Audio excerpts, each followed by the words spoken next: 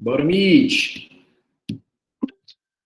Boa noite, turma. Sejam bem-vindos a mais uma aula de Direito Penal. Hoje é quarta-feira, não é isso? Ou é quinta? Já estou perdido aqui. É quinta-feira, olha aí. Meu fuso horário não está dos melhores. Mas todos sintam-se bem-vindos. Você também que está nos assistindo na aula gravada, seja também sempre bem acolhido por todos. Pessoal, essa nossa aula é a primeira pós-AV1, né? Afinal, semana passada eu tive um problema, não pude comparecer na quinta-feira à noite, tive uma crise de enxaqueca imensa, perdurou mais ou menos uns 2 dias naquele negócio, mas graças a Deus, assim, hoje eu estou bem, né?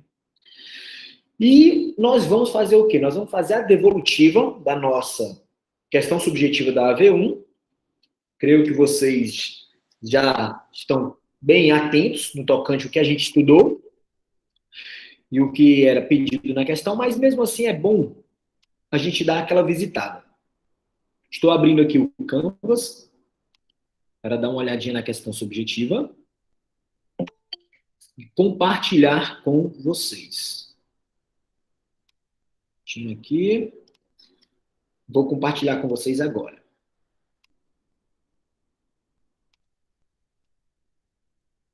Prontinho. Ó. Nossa questão, tentei elaborá-la da forma mais, digamos, mais atual possível, não é? Para que vocês possam se identificar com a situação, ou pelo menos visualizar de um modo mais concreto uma possível aplicação da questão, no caso, na vida real.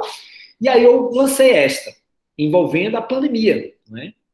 O tema nuclear, o tema principal que corre no mundo inteiro hoje em dia. E a nossa questão, ela trazia o seguinte, vou ler para vocês. No atual cenário causado pela pandemia, estou vendo a hora esse bicho cair por cima de mim, peraí.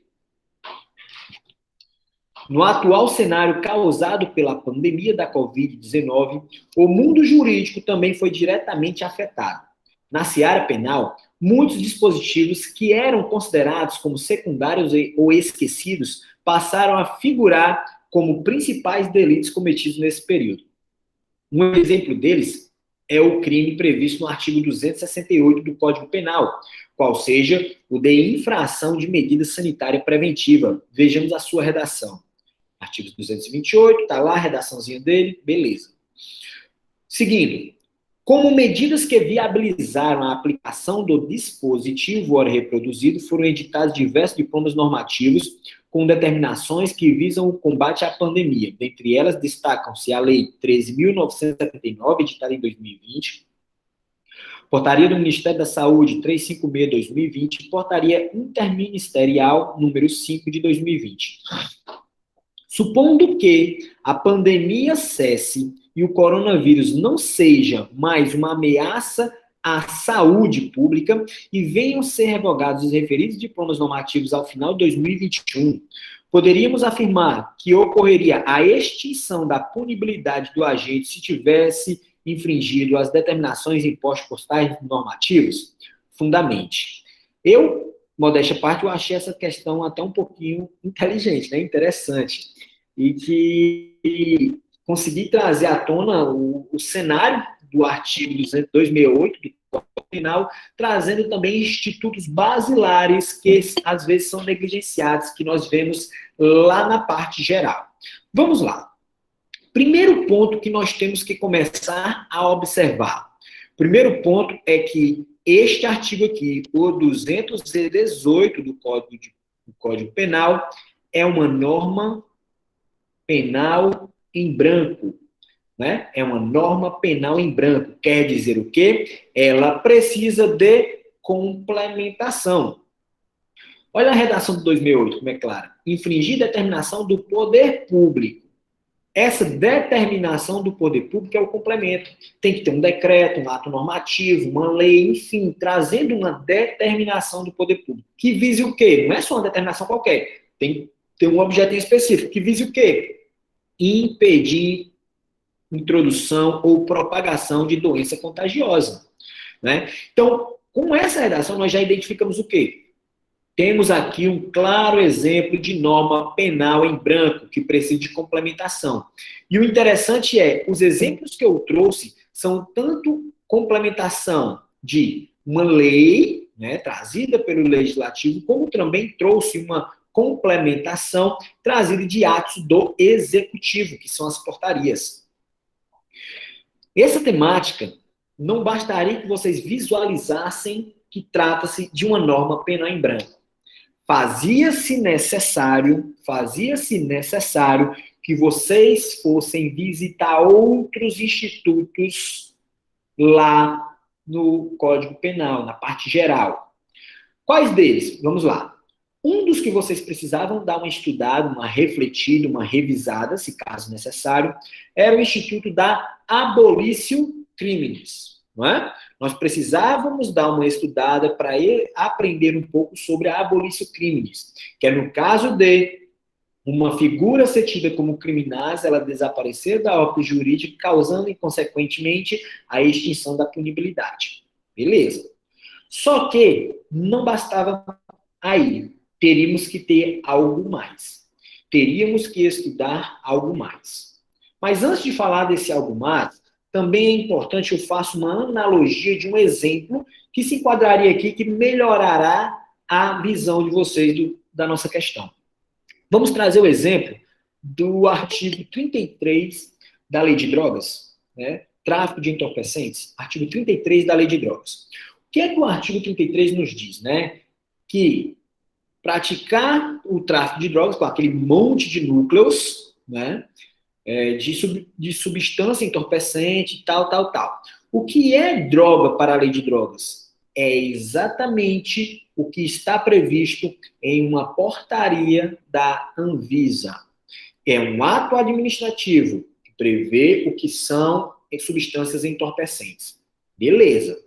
Digamos que a substância presente na maconha fosse retirada daquele rol pela própria Anvisa, ou seja, o órgão do executivo retirando uma substância do rol de substâncias entorpecentes. A pergunta é, aqueles condenados, aqueles processados por tráfico de drogas com base na maconha, tráfico de maconha, vamos dizer assim, o que aconteceria com eles? Haveria a abolitio criminis? A resposta era uma só. Sim, haveria a abolitio criminis, sem dúvida alguma. Beleza. Só que aí, por conta deste raciocínio, poderia-se fazer uma confusão pequena na resolução dessa questão. Por quê? Poderia acontecer, professor? Porque é o seguinte, lá a portaria da Anvisa, ela não tem um caráter excepcional. Ela não tem um caráter temporário. Lá é uma portaria técnica, então ela não visa, né, ter que alterá-la, a não ser que tenha uma reviravolta científica que demonstre outros efeitos que, porventura, não sejam entorpecentes. Mas, no caso aqui da nossa questão, como no caso da Lei 13.972, como no caso da Portaria do Ministério da Saúde 356/2020, a Portaria Interministerial número 5/2020, essas portarias foram editadas em caráter excepcional, por conta do quê? Da pandemia do coronavírus, principalmente a Lei 13.979, né? Então, nós estávamos diante de um complemento normativo da norma penal em branco, né? Um complemento normativo de caráter excepcional. O 268 continuava em vigor, mas as disposições que traziam as determinações do poder público, elas foram revogadas. Aí o que é que nós tínhamos que indagar? Quem tinha sido condenado, quem tinha sido processado, mesmo após a revogação desses normativos complementares, continuaria sendo processado, continuaria sendo objeto da persecução penal, sujeito passivo da persecução penal, aí esbarrava nesse ponto. Se utilizasse o raciocínio da Lei de Drogas, o aluno erraria. O aluno erraria por quê? Porque a Lei de Drogas não tem, o complemento dela não tem caráter excepcional, como tem essas leis. E aqui nós estamos diante de quê? De um preceito, de um complemento à norma penal em branco de caráter excepcional. E o que é que nós aprendemos por normas excepcionais, né? Que influenciam no direito de punir, na norma penal. Nós sabemos que normas excepcionais, elas têm uma característica que é a ultratividade, artigo 3º do Código Penal. O artigo 3º do Código Penal diz que, mesmo que sejam revogados, falando na minha modo de falar, a redação é um pouquinho diferente, mesmo que elas sejam revogadas, mesmo que elas deixem de existir, as condutas que violaram as regras da lei excepcional ou a lei temporária continuarão sendo punidas, mesmo que tenham sido revogadas, pelo caráter da ultratividade. Então, é uma exceção a abolício crimes, a novatio legis in melius, é a lei temporária, é a lei excepcional. Então, a resposta para essa questão era não. Não ocorreria a abolício crimes, né? As pessoas não ocorreria a extinção da punibilidade, por quê? Porque ainda haveria os efeitos da lei 13.979, da portaria e tudo mais, e o seu 268, que ainda estava vigente, continuaria sendo válido por conta que os crimes tinham caráter excepcional. Então, esse era o fundamento da nossa questão. Muitos acertaram, alguns chegaram perto, mas não conseguiram, e é isso. Nos nossos estudos, ou nós aprendemos, né, ou nós acertamos, ou aprendemos. Nunca perdemos. A verdade é essa. Com base nisso, feito essa devolutiva da nossa AV1, nós passaremos agora ao conteúdo. Professor, Oi. o legislador foi muito feliz com essa regra da lei temporária excepcional, né? Porque o Kleber Massa diz até um exemplo. Aquele que cometeu no primeiro dia da lei pode pagar uma pena, e aquele que cometeu já no final da sua eficácia, da sua validade, vai extinguir a punibilidade. Não, vamos. Quem cometeu naquele período vai pagar da mesma forma, né? Exatamente. Um exemplo que nós temos bem recente, assim, tirando esse cenário de Covid, a lei da Copa, né? A lei da Copa, ela trouxe inúmeros normativos penais e que quem cometesse na época da Copa, passado a Copa do Mundo, ainda assim, os seus efeitos de punibilidade permaneciam. Não havia abolício crimes. Era muito bom, né? Era, né, desse jeito, o cara que cometesse no último dia da lei excepcional ou da lei temporária se dava de boa, né? Se dava de boa. Pessoal, 1 minutinho de intervalo só enquanto eu boto um pouquinho de água aqui, porque a garganta vai piar. Só um instantinho.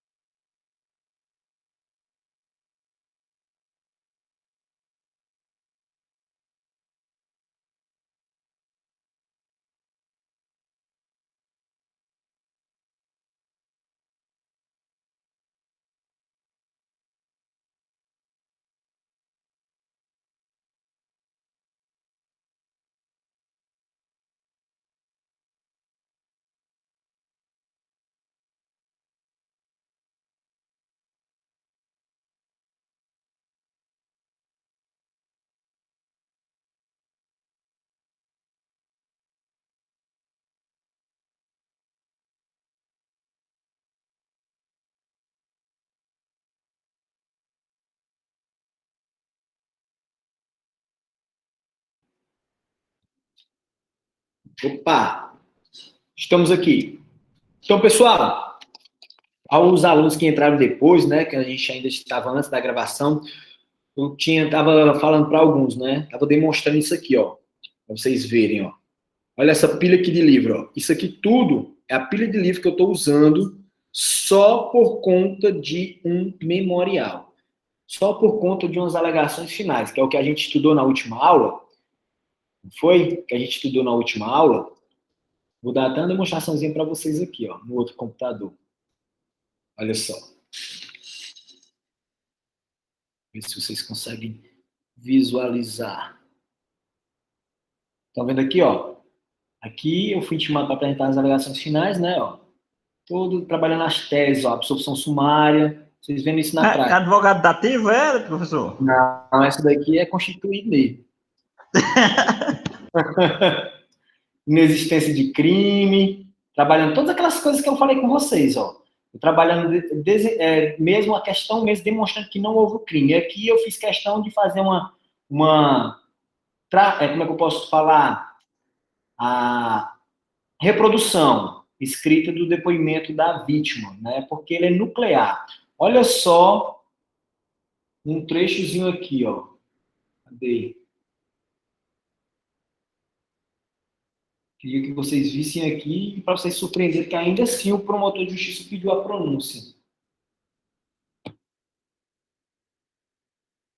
Cadê? Ó, a própria vídeo fica falando, ó, que foi um acidente e tudo mais.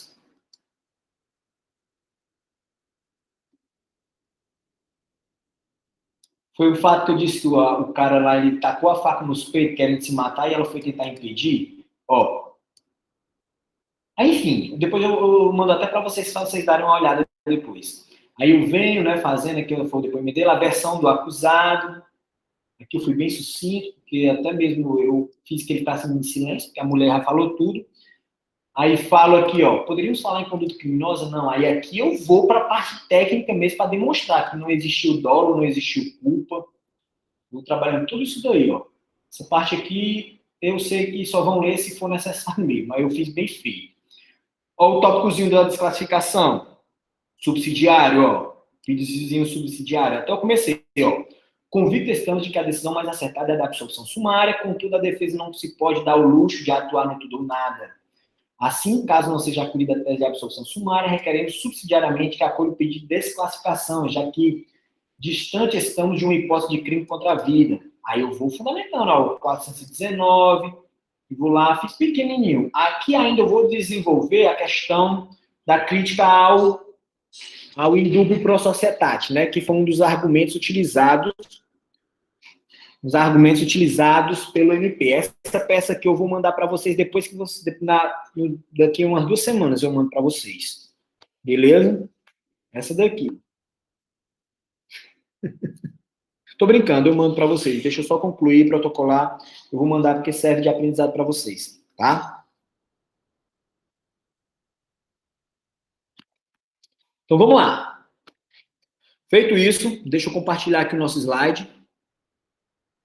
Aí o Gilberto, eu tô dizendo aqui, se der a mão, o cabo fica sem o pé. Não, primeiro, né? Fica sem o pé, sem a mão. E os honorários também, rapaz. Um dia a gente ganha desse tanto. Mas vamos lá, vamos compartilhar aqui agora os nossos slides. Prontinho, compartilhando. Crime em espécie 2, crime de corrupção passiva. Olha aí o tema que nós vamos estudar hoje. Corrupção passiva. Ninguém nunca ouviu falar esse termo, né? Corrupção.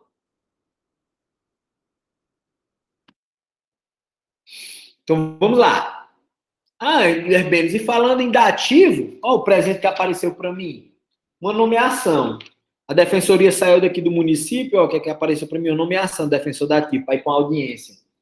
Ô, Jesus. Vamos ver se vai dar certo esse negócio. No começo, não custa no prático meu, não. No começo da carreira era pino, né? Muito direto. Ei, mas tu acredita que eu ainda não executei o honorário dativo que eu tenho? Só para ter noção, porque eu tive um desgosto muito grande. Saiu uma norma da corregedoria, dessa nomeação aí dos advogados, viu? Eu vi, só não vi, aí eles colocaram para cumprir, para acompanhar a tabela do CJF ou da tabela da OAB, né? Só que eu sei que o da OAB não vão acompanhar. Eles não vão, os juízes não vão. O Gervano manda brasa que hoje estou para a briga. Eita, menino. Mas vamos lá. Corrupção passiva. Previsão legal, pessoal. Artigo 317 do Código Penal, que diz o quê? Solicitar ou receber para si ou para outrem, direta ou indiretamente, ainda que fora da função ou antes de assumi-la, mas em razão dela, vantagem indevida ou aceitar promessa de tal vantagem. Opa, olha aí. Solicitar ou receber para si ou para outrem, direta ou indiretamente, ainda que fora da função ou antes de assumi-la, mas em razão dela, vantagem indevida ou aceitar promessa de tal vantagem, pena, reclusão de 2 a 12 anos. Nós estamos diante de um crime de elevado potencial ofensivo. Começou a chover, só olhando se a porta ali da recepção está fechada, tá? Nós estamos diante de um crime de elevado potencial ofensivo. Desse modo, não há o que nós falarmos em Lei 9.099 de 95. Os institutos despenalizadores da 9.099 de 95 não cabem aqui. A gente poderia até cogitar, por conta da pena mínima ser de 2 anos, no ANPP. Temos que analisar o caso concreto para saber do seu cabimento. O ANPP, que é o Acordo de Não Persecução Penal, previsto no artigo 28A do CPP. Artigo 28A do Código de Processo Penal. Vamos lá, vamos seguindo, vamos avante. Conceito, né? Conceito que nós estamos aí, pessoal, é um conceito simples, né, que diz o quê? Corrupção passiva é a venalidade no desempenho da função pública. Pessoal, venalidade, vocês vão sempre lembrar que é como se, no termo de estar à venda, né? É como se a sua função pública pudesse ser negociada, o seu atuar pudesse ser vendido. Então, corrupção passiva, que popularmente nós chamamos muitas vezes do famoso suborno, né? Muitas vezes nós falamos no famoso suborno, é exatamente a corrupção passiva. Necessariamente, para que haja este crime, nós temos que ter a figura... Oxente, esse bicho está apertando aqui sem eu estar coisando. Tem que ter a presença de quem? Do funcionário público. Tá? Temos que ter a presença do funcionário público. A corrupção, como nós sabemos, nós estamos estudando a passiva neste momento, mas também podemos encontrar a ativa. Nós temos os dois crimes previstos no Código Penal, a ativa e a passiva. E o que é interessante a gente verificar é o seguinte. Primeiro, a ativa, que vai ser o próximo crime a ser estudado depois deste que nós estamos analisando, é um crime praticado por particular contra a administração pública, enquanto a corrupção passiva é praticada por quem? Pelo funcionário público. Esse é o principal ponto de distinção, assim, que vocês já iniciem a analisar. Aqui, a doutrina traz uma afirmação que é o seguinte: estamos diante de uma exceção pluralista. Uma exceção pluralista, deixa eu até escrever isso, ó. Exceção pluralista. Tô sem acreditar, gente. Sério mesmo, que amanhã já é sexta-feira. Meu Deus, o tempo tá sendo curto para mim. Exceção pluralista ao quê? A teoria monista. Gente, eu sei que é pedir demais que vocês se recordem disso com clareza, né? Então, não vou nem chegar a perguntar, mas com certeza algum de vocês podem ser que lembrem. O que é a teoria monista, né? A teoria monista diz o quê? Que se houver 2 ou mais pessoas cometendo um delito, eles respondem pelo mesmo delito, né? Um partícipe responde junto com o autor do delito, enfim. Aqui nós temos uma situação diferente, por quê? Porque de um mesmo ato, um pode responder por corrupção ativa e o outro pode responder por corrupção ativa e o outro pode corresponder por corrupção passiva. Então, nós temos aí, de um mesmo ato, podendo haver responsabilizações distintas. Isso é exceção pluralista à teoria monista. Monista, mesmo crime. A responsabilização será quando está o mesmo crime. Aí, o que é que eu sempre oriento em aulas, quando tem um temazinho assim? revisitar teoria de concurso de pessoas, teoria monista, teoria pluralista, essas coisinhas assim, para que vocês se fortaleçam no estudo de vocês. Parte especial do direito penal sempre vai visitar a parte especial do Código Penal sempre vai visitar a parte geral. Isso é uma coisa que vocês jamais vão deixar passar. Eu mostrei para vocês a última obra de parte geral que eu adquiri, pessoal. Eu mostrei para vocês já? Me digam para mim, para poder eu até mostrar aqui para vocês, mas eu acho que já, né? Mas enquanto isso, enquanto me respondem, vamos seguindo. Objetividade jurídica. Objetividade jurídica. E Ana disse, não, mostrei. Vamos lá, vamos pegar aqui as crianças. Deixa eu te afastando esses negócios aqui.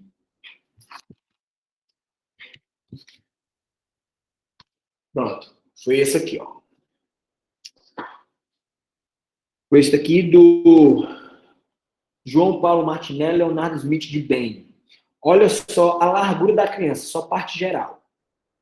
Eu vou pegar aqui o livro do Kleber Masson, para vocês, muitos de vocês já conhecem, para vocês perceberem. Ó. Aqui é o do Martinelli e esse aqui é o do Kleber Masson. E esse livro, ele já começa no seu início, na sua nota. Olha só o que ele diz na primeira linha, eu não vou ler toda não, ó, só diz isso. Ó. A sexta edição do livro comprova que nem todos preferem atalhos. Se atalho fosse bom, seria caminho. A caminhada para o conhecimento requer muita dedicação e sacrifícios. De nossa parte, cientes da necessidade de conservar a ciência penal em patamar elevado, ampliamos o conteúdo de alguns tópicos originais, explorando nossa temática e assim vai. Ou seja, esse livro ele trabalha um grau de profundidade que eu estou realmente impressionado. O livro mais foda que eu já tinha lido sobre parte geral é esse daqui. Juarez Cirino dos Santos, parte geral. Não indico como primeira leitura, mas essa obra é incrível, tá? E agora estou aproveitando essa. E só para vocês terem noção, ó, outro livro desse autor que eu comprei. Aqui é da parte especial, só que não é um volume 1, de 2, de 3, não. Aqui é só o livro de crimes contra a pessoa. Só os crimes contra a pessoa. Somente. Não tem crimes contra o patrimônio, nem nada. Olha a diferença também com o livro do Kleber Masson, da parte geral. Geralmente, a parte geral sempre é mais larga de uma coleção. Ó, aqui é só o de crimes contra a pessoa. Ó. Muito, muito, muito conteúdo. Eu estou impressionado com o grau de profundidade e a didática desse autor. Não vou mentir. Só que ainda vou analisá-lo melhor para poder dar meu parecer definitivo. Quem é esse autor aí, professor? É uma obra nova, né? Tanto é que está na 6ª edição. É o João Paulo Martinelli e... Deixa eu ver o outro nome do outro. O outro é o... Fala, meu Deus, já tinha botado na pilha. É não sei o que, Smith de Bem. Eduardo Smith de Bem, se eu não me engano. É um autor muito bom. Assim, eu não vou ainda dizer indico para vocês, porque ainda está em teste comigo, mas eu já estou ficando impressionado em alguns pontos da obra dele. Né? E eu sempre gosto de trazer, mostrar para vocês o que eu estou experimentando e tal, porque vai que seja bom e vocês adotem. E assim, sendo bem sincero com vocês, o tempo que possivelmente vocês vão ter, mesmo quem trabalha, que tem uma vida corrida, acredite e confie em mim. É graduação. Porque depois que vocês terminam, gente, a gente sofre para conseguir tempo para estudar. É difícil. Às vezes a gente só estuda para o trabalho, só para resolver um problema. E aí a gente fica escasso no nosso tempo livre. Vamos lá. Eu digo isso com só um detalhe. Na minha graduação, praticamente inteira, eu trabalhei. Trabalhava o dia inteiro, estudava à noite e tinha que estudar para a graduação na madrugada. Por isso que eu dou esse conselho dizendo assim, gente, na graduação é um momento que a gente ainda tem, possivelmente, para estudar. Complicado. Mas vamos lá. Isso aqui dá cara todos os crimes contra a administração pública. Nós sabemos que o bem jurídico tutelado é a administração pública, né? Nós sabemos muito bem disso. Só que um detalhe, eu sempre gosto de trazer para vocês algumas nomenclaturas diferentes, né? Às vezes eu trago bem jurídico tutelado, outras vezes eu trago objetividade jurídica, porque a gente sempre tem que conhecer os sinônimos que a doutrina penal usa. Se tem um ramo que gosta de inventar nomes, esse é o lado negativo do penal. É o penal.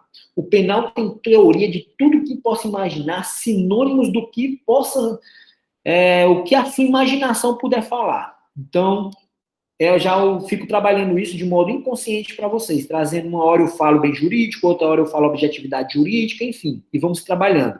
E essa, no tocante de proteção da administração pública, nós vamos, mais especificamente, proteger a moralidade dos funcionários públicos. A moralidade do funcionário público. Pessoal, eu costumo dizer que o direito penal, ele é muito mais rígido, ele é muito mais protecionista à moralidade administrativa do que o próprio direito administrativo. Porque a gente vê quantas inobservâncias ocorrem, né, e que o direito administrativo não tem o condão de resolver. Tanto é que a conduta se tornou crime. Porque nós só trazemos para o penal quando? Salvo as exceções do direito penal demagogo, simbólico, de emergência, enfim. Mas a regra geral só vem para o direito penal em caso de quê? De insuficiência, de incompetência dos demais ramos. Eles não conseguem resolver a parada e mandam para o direito penal. Então, a moralidade administrativa está com quem? Está com o penal, mais pesadamente, mais protecionista falando. Vamos lá, ó. Objeto material, ó, já são coisas diferentes, ó. Objetividade jurídica, objeto material. Para vocês não confundirem mesmo. Então, professor, me explica a diferença. Objeto material é a pessoa ou a coisa sobre a qual recai a conduta criminosa. Qual é o objeto material aqui neste crime, pessoal? É a vantagem indevida. É a vantagem indevida. O que é vantagem indevida? É aquela vantagem proibida por lei, tá? É aquela vantagem proibida por lei. Uma observação que eu coloquei, não há vantagem indevida pelo mero reembolso de quantia utilizada pelo funcionário público.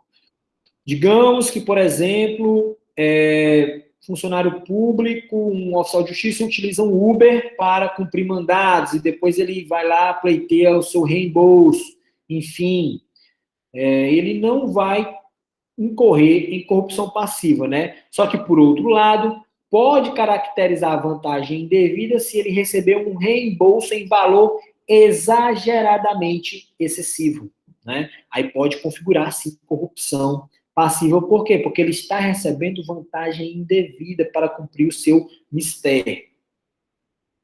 Ponto importante, corrupção passiva e princípio da insignificância. Nós temos uma súmula no STJ, isso também nós aprendemos nas aulas passadas, que o STJ, para ele, é prego batido e ponta virada, no tocante à impossibilidade de utilização do princípio da insignificância aos crimes contra a administração pública. Tem a súmula, que é essa 599, que diz isso.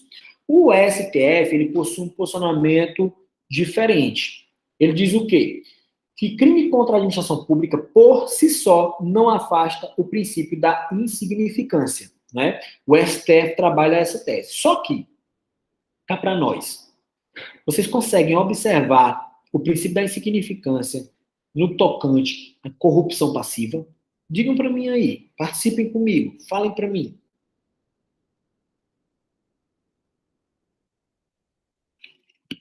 Essa conduta da corrupção passiva, vocês conseguem encontrar um exemplo para mim que possa caber ao princípio da insignificância? Professor, a pessoa que oferece R$1 para poder não receber uma multa, seria insignificante, não? E o grau de reprovabilidade da conduta, que é um dos requisitos, né, para o princípio da insignificância? Complicado. Eu não consigo visualizar, confesso a vocês. Um exemplo que, no caso concreto, cai do princípio da insignificância no tocante ao crime de corrupção passiva. Então, não tenho receio de ir com tudo na súmula 599 do STJ para fundamentar a inaplicabilidade do princípio da insignificância ao crime de corrupção passiva. Espécies de corrupção passiva, pessoal, como quase tudo no direito, nós temos algumas divisões.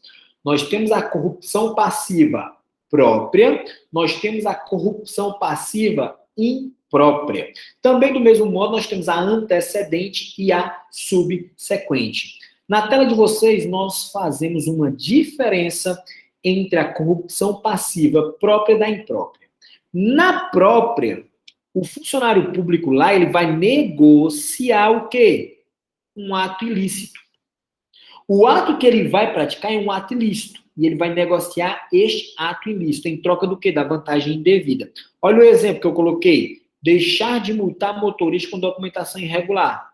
Né? É um ato ilícito por parte dele. Ele não pode deixar de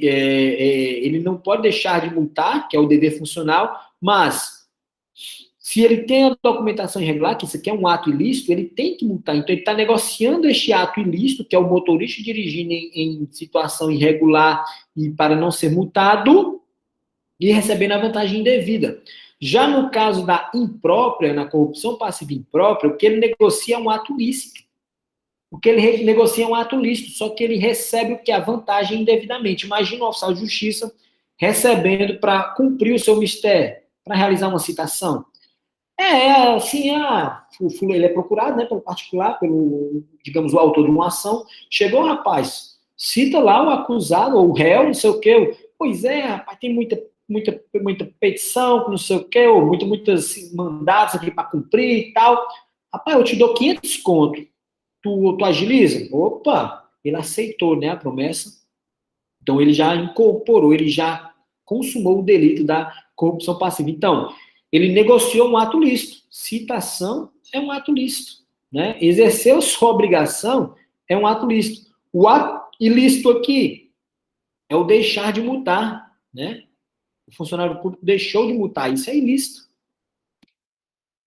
E outra subclassificação da corrupção passiva, a antecedente e a subsequente. A antecedente e a subsequente. Na antecedente, o que é que acontece primeiro? Primeiro, o funcionário público negocia a vantagem indevida, para só depois praticar ou deixar o ato.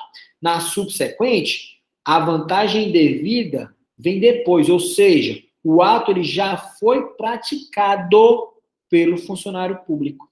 Então, a diferença é essa. Primeiro, o funcionário público negocia a vantagem devida para depois praticar, antecedente. Na subsequente, o ato praticado, o ato já foi praticado pelo funcionário público e a vantagem indevida vem depois. Né? Vem depois. Então, essa é a subsequente. Professor. Oi. Então, deixa eu ver se eu entendi. A diferença entre essas duas, assim, eu posso calcular como na antecedente, ou seja, o pagamento foi feito antes e subsequente depois, ou se trata apenas da negociação da palavra entre um e outro. Ó, deixa eu voltar até no nosso crime aqui, ó, na redação. Ó, não necessariamente ele tem que receber pagamento, ó, né? Porque ele pode só solicitar, que é um negociar, ele pode simplesmente aceitar uma promessa. Por isso que a gente fala negociar, entendeu? Porque o recebimento pode ser um dos motivos, mas também pode ser só um mero exaurimento. O receber pode ser consumação, mas também pode se comportar com mero exaurimento, porque ele já pode ter solicitado para depois receber, ele já pode ter aceitado uma promessa para depois receber. Né? Então, por isso que a gente fala negociar aqui, não só no receber, entendeu? Mas pode continuar seu raciocínio, fala.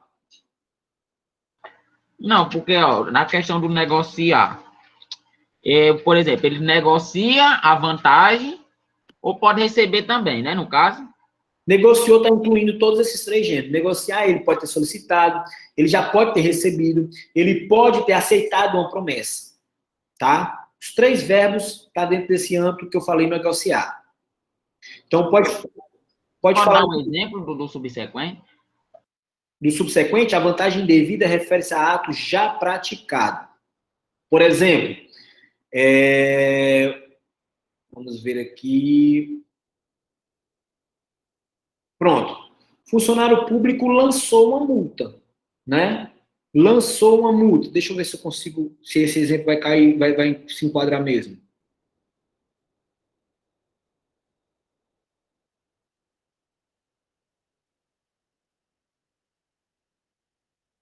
Caramba, agora deu um branco. Não se enquadra não esse exemplo que eu ia dar. Na subsequente. A vantagem refere-se a ato já praticado pelo funcionário público.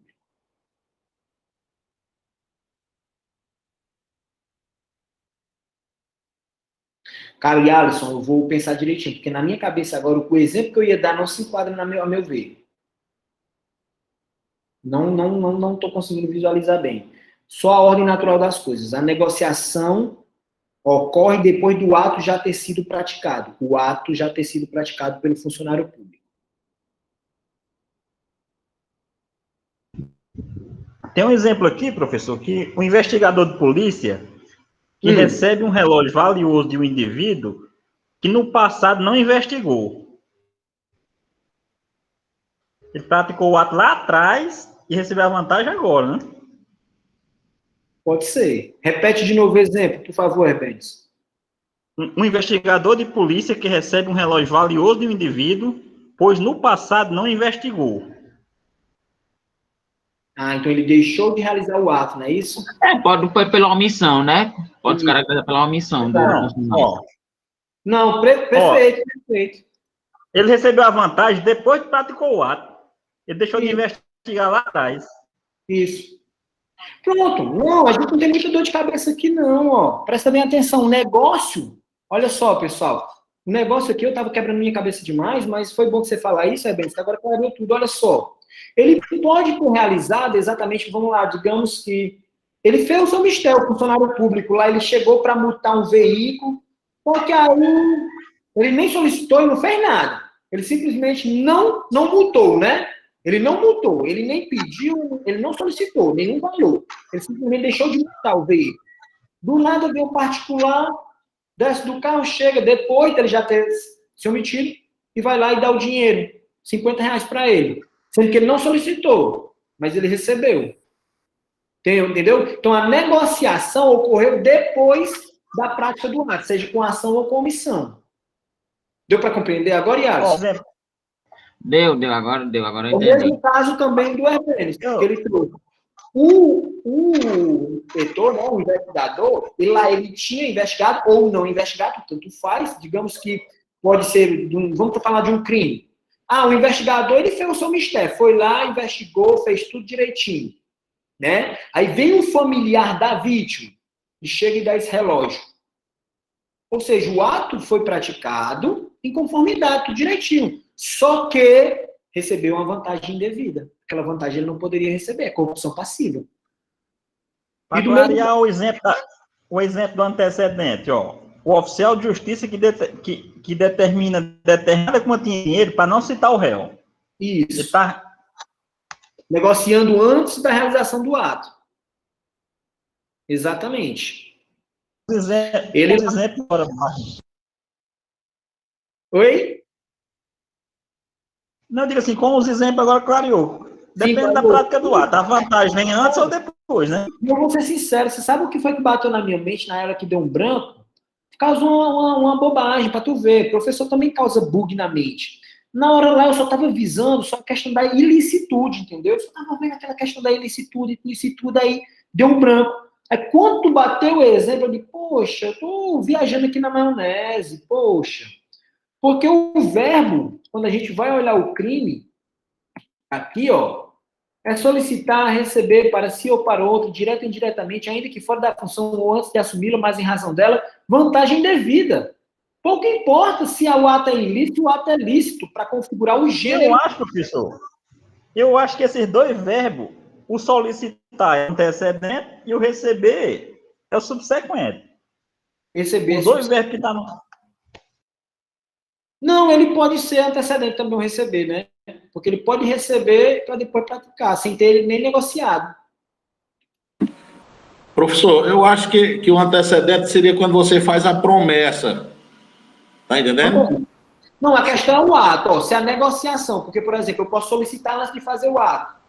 Porque o agente passivo, né, o público, ele pode solicitar. Eu chego para você, ó, solicito de você, ó, me dê R$50.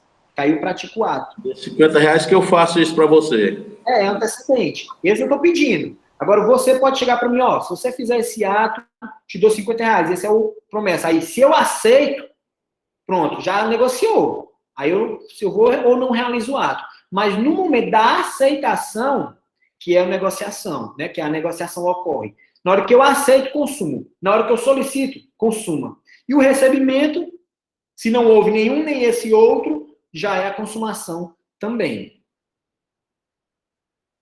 Por exemplo, vamos dar um exemplo agora de ser um antecedente, também, do caso do receber. Estou lá no meu carnezinho da multa, né? Sou agente de trânsito. Quando eu vou chegando no carro, descaradamente, o particular vem, entrega R$50, assim, bota assim, R$50 na minha frente. Aí eu vou lá, pego, digo, vai embora. O recebimento foi anterior. Meu ato, que foi o deixar, foi posterior. Porque tem um exemplo também, professor, por exemplo, tem muita gente que bota os dinheiro quando vai errado no carro dentro do documento, né? Aí quando o policial já tira, a vê o dinheiro, puxa e manda embora, né? No caso. Exatamente, também é um antecedente. E o detalhe, essa forma de ser exercida, que nós vamos ver agora exatamente quando a gente está analisando o núcleo do tipo, essa forma de acontecer, ela pode ocorrer de forma direta, como também pode acontecer de modo indireto. Né? De forma direta como indireta. Que a direta é exatamente como isso que eu mostrei. Tá aqui, o cara tá entregando. Pega 50 contos. Né? E eu recebi. Diferença, o aceitar a promessa, que é exatamente a diferença que agora nós vamos fazer. Vamos entender bem direitinho os verbos do artigo que nós estamos estudando. Ó. No solicitar, a gente tem que ter sempre em mente o quê? O agente público, o funcionário público vai pedir algo. O agente público vai pedir algo. Imagina só o policial que pede dinheiro para cumprir um mandado de prisão. Né? Ou um juiz que solicita dinheiro para poder proferir uma decisão. Esse é o solicitar. Receber é exatamente o quê? Entrar na posse. Você não pediu, mas chegou para você essa vantagem, você recebeu. Então, aí você já cometeu o delito, né? E o interessante é que no receber é de iniciativa do particular. A iniciativa é do particular. Então, no ato que o particular iniciou, como aquele exemplo de R$50, colocou R$50 na frente, foi iniciativa do particular. Fui lá e recebi, consumei. Já aceitar a promessa é exatamente o quê? Também tem uma iniciativa do particular, que ele faz uma promessa, e o funcionário público simplesmente responde, tudo bem, eu aceito. Pronto. Agora, um ponto importante que a gente tem que entender que é o seguinte, nós temos aqui um tipo que a doutrina chama misto alternativo. Um tipo misto alternativo. E o que é que quer dizer isso? Que tanto faz eu praticar uma ou outra, eu só posso praticar qualquer uma ou outra, eu posso praticar os três, fazendo em tese, que eu só cometo um delito, tá? Que eu só cometo um delito. Para cometer o delito, eu só preciso praticar um dos verbos. Outra questão também, no tocante, pessoal, a famosa carteirada.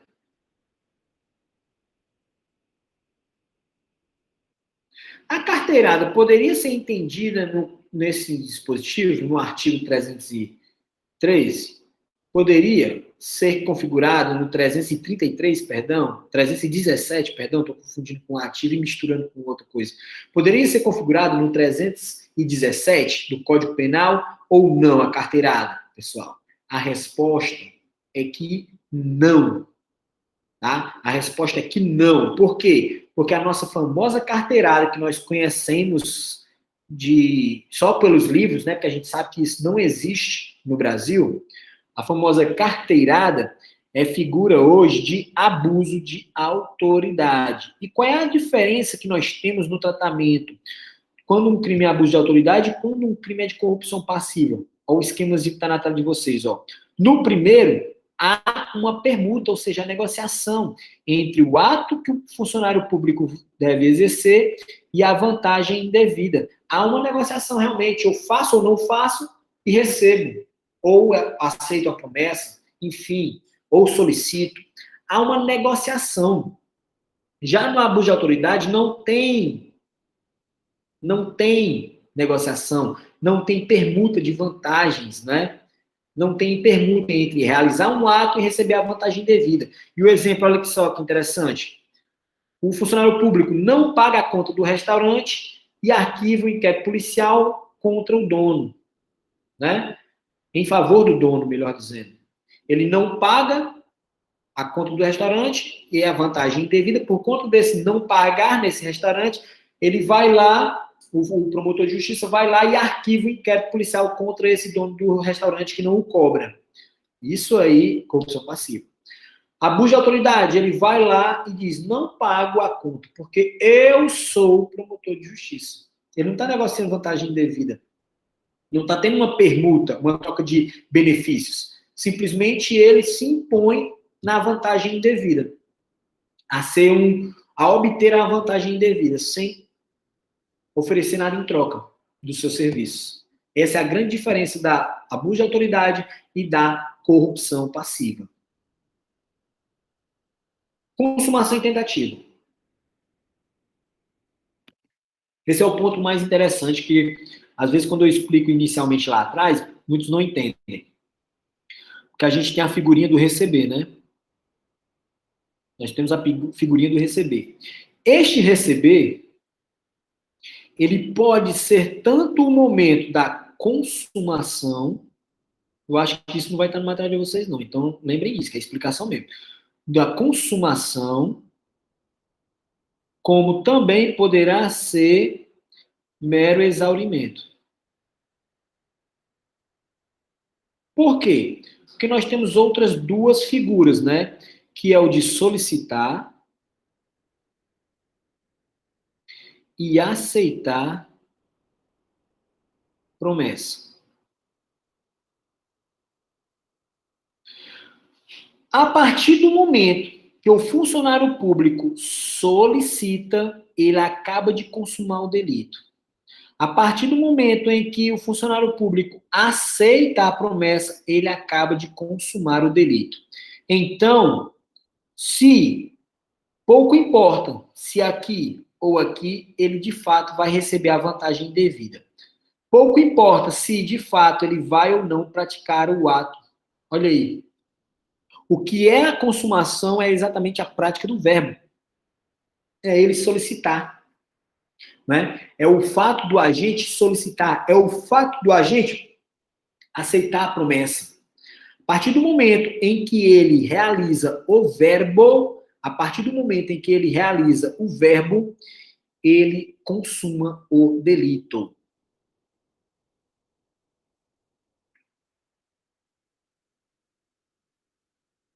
Tá? Então, pouco importa se ele recebeu ou não as vantagens indevidas. Então, se caso aqui aceitou a promessa, aí ele vem a posteriori receber. Isso aqui, o receber nesse caso, foi o quê? Mero exaurimento. Por quê? Porque a consumação ocorreu aqui, quando ele aceitou. Se ele recebe posteriormente ao que ele solicitou, pronto, o recebimento é mero exaurimento. É mero exaurimento. Por quê? Porque a consumação ocorreu no solicitar. Agora, se a iniciativa foi do particular, entregando-lhe o dinheiro, entregando-lhe a vantagem indevida, a consumação é no receber. Deu para compreender bem essa questão? Basta ter a percepção de receber a vantagem. Certo, pessoal? Então, só observem bem que o receber, ele pode ser o momento da consumação, como também pode ser o momento do exaurimento do delito. Tentativa, plenamente possível, tá? Tentativa é possível. Por quê? Porque é um crime plurissubsistente. Plurissubsistente. Ah, e outra questão, eu falei do recebimento, né? O receber, ele pode ou não receber nessas duas modalidades aqui, que já está consumado o delito. Mas e se o ato não for, o ato prometido, por exemplo, não for praticado? Pouco importa também. Por quê? Porque a consumação foi lá atrás. A consumação foi lá atrás. O ato não foi praticado ou foi praticado o ato que não deveria ser por conta da vantagem. Pouco importa. Exemplificando, a gente recebe uma vantagem indevida para não multar, né? Recebeu lá, vamos solicitar, né? Você recebeu os R$ 50. Pronto, a partir do momento que ele recebeu, está consumado o delito. Pouco importa se ele vai cumprir ou não com o que negociou. Se ele lança, se não lança, pouco importa, tá? Pouco importa se ele pratica ou não o ato também. Nós temos também na previsão do 317 uma Professor, Oi. então como é que se faz a tentativa? Por meu escrito. Imagina só. Então só por meu escrito? Por meu escrito, imagina só que vai lá uma solicitação por meu escrito, uma solicitação indireta, eu peço para você ir lá fazer a solicitação para outrem. Entendeu? Imagina só, eu e Alisson, solicita do Herbenes aí um tanto de dinheiro aí para que eu coloque digamos que eu sou servidor público, que eu coloque um 10 no boletim dele, entendendo? Eu fosse professor de universidade, imagina. Entendi. É corrupção passiva. Então, serve a tentativa. Como? Você no meio do caminho não vai, ou então no meio do caminho alguém te sequestra, ou um carro te atropela, um fato alheio à minha vontade não se consuma. E a causa de aumento? Causa de aumento de pena. Nós está lá no parágrafo 1º do 317, que diz o quê? A pena é aumentada de 1/3 se, em consequência da vantagem ou promessa, o funcionário público retarda ou deixa de praticar qualquer ato de ofício ou o pratica infringindo o dever funcional. Olha só, neste caso, o que é que vocês observam? O aumento ele só vai incidir na modalidade da corrupção passiva própria. Certo? Por quê? Porque aqui o agente público ele vai estar agindo contra a lei. Ele vai estar agindo violando os seus deveres funcionais. Então, a majorante é quando ele descumpre a lei, tá? É quando ele descumpre a lei, ele descumpre a regularidade do seu mistério. Então, esse aumento não vai acontecer quando vai praticar o ato que ele já deveria praticar de ofício, normalmente. Né? Vamos dar uma observaçãozinha lá na nossa diferenciação da corrupção passiva própria e da imprópria. Na imprópria, na própria, o que é que ele negocia? Um ato ilícito, ou seja, descumprir a sua função. Na imprópria, ele negocia um ato lícito. Então, a causa de aumento só cabe na própria. A causa de aumento do parágrafo 1º só cabe na própria, na corrupção passiva própria. Olha só. Quando a gente fala nesse cenário aqui da majorante, nós temos 2 momentos para analisar. Em primeiro momento, o agente solicita, recebe ou aceita promessa de vantagem indevida. Beleza.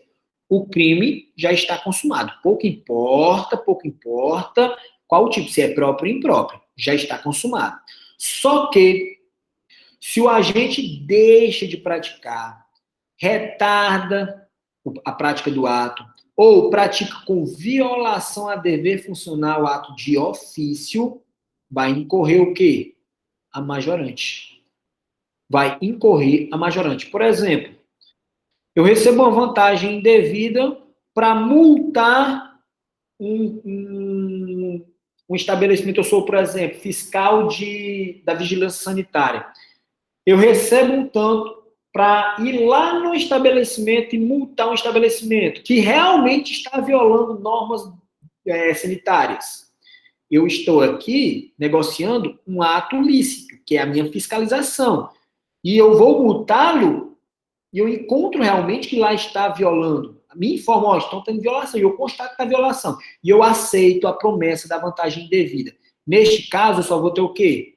Crime consumado. Diferente eu sou fiscal da vigilância, E a pessoa chega para mim e diz, ó, aquele estabelecimento lá está violando. Toma aqui, ó, 50, toma aqui R$ 500 ou R$ 1.000. Passa direto e não vai lá.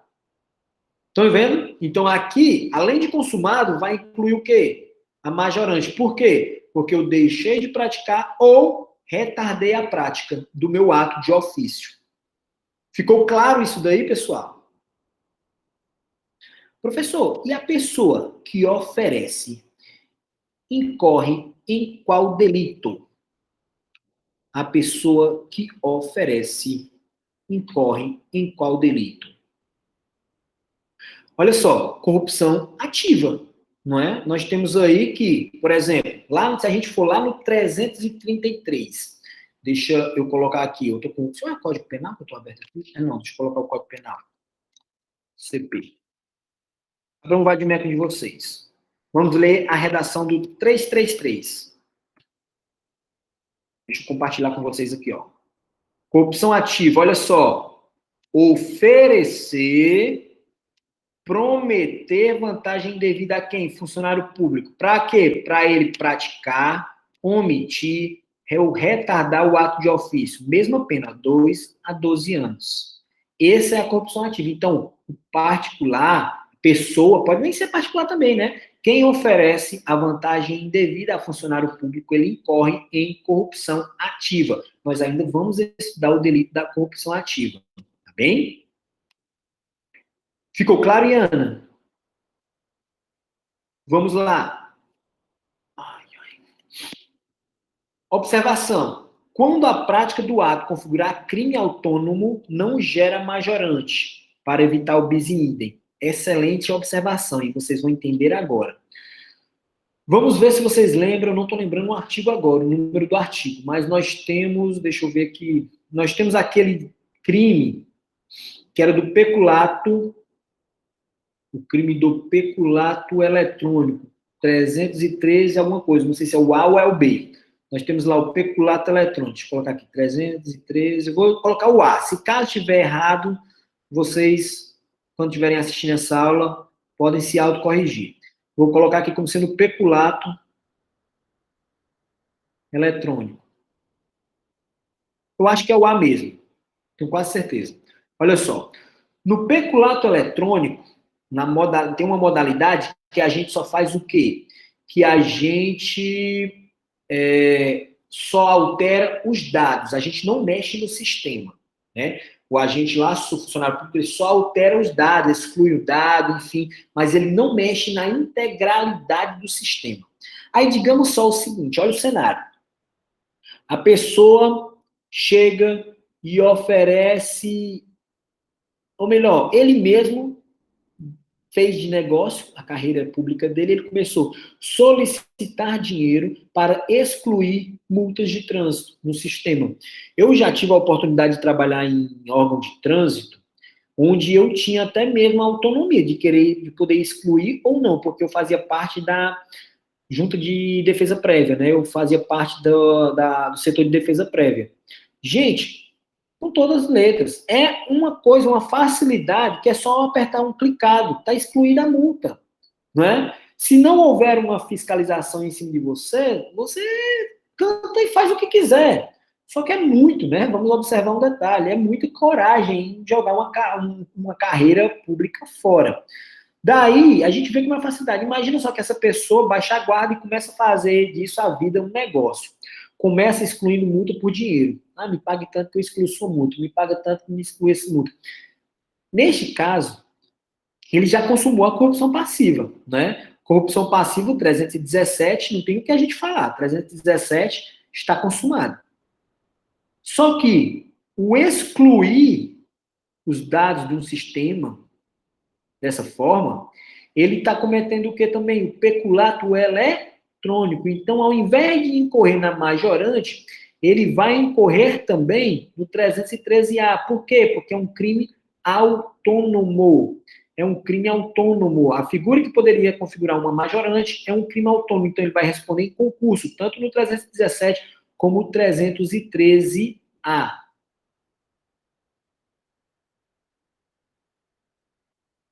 Corrupção passiva privilegiada. Essa que é interessante, parágrafo 2º, ó. Se o funcionário público pratica, deixa de praticar ou retarda ato de ofício, olha bem.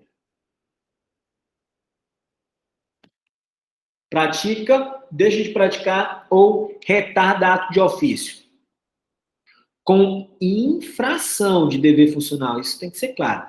Cedendo a pedido ou influência de outrem. Ele tem detenção de 3 meses a 1 ano. Quer dizer o quê? É o famoso que nós conhecemos popularmente de quebra-galho. Ou o famoso jeitinho, né? Imagina só, aqui ele não está recebendo vantagem indevida alguma. Ele não está recebendo vantagem indevida alguma. Ele simplesmente está cedendo a influência de alguém, né? Está cedendo a um pedido de alguém, alguém que ele tem uma admiração, enfim, né? Então é isso aí, é a corrupção passiva privilegiada. Um ponto importante que eu quero deixar com vocês é a diferença da corrupção passiva privilegiada com o crime de prevaricação. Olha só a diferença entre os dois.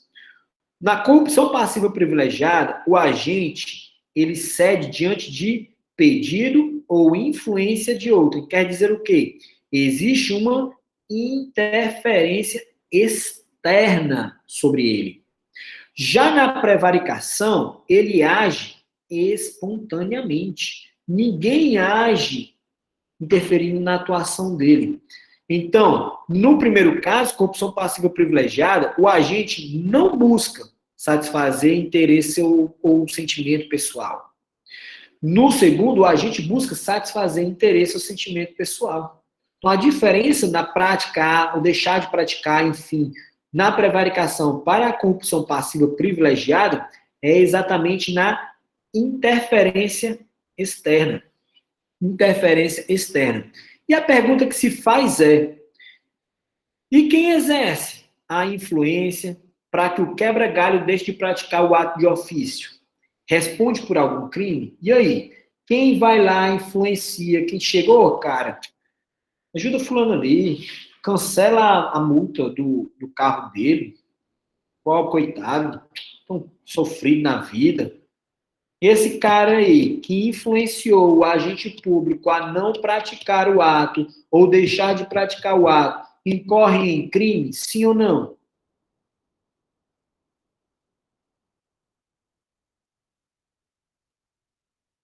Oi? Hélio Silva diz: not, no, não. E eu vou seguir o relator, pessoal. Não pratica crime. Tá? Não pratica crime. A conduta é do influenciador, é atípica.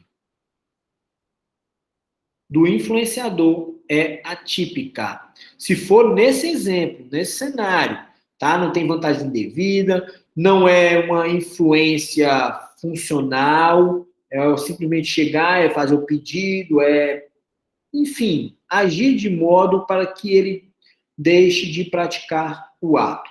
Então, com isso, turma, nós concluímos a nossa aula de hoje. Nossa temática foi corrupção passiva. Na próxima aula, nós já vamos adentrar no crime da corrupção ativa e aguardo todos vocês em nossa aula. Beijão para quem foi de beijo, abraço para quem foi de abraço, fiquem com Deus e até a próxima, pessoal. Bom descanso e bons estudos, caso quem for prosseguir.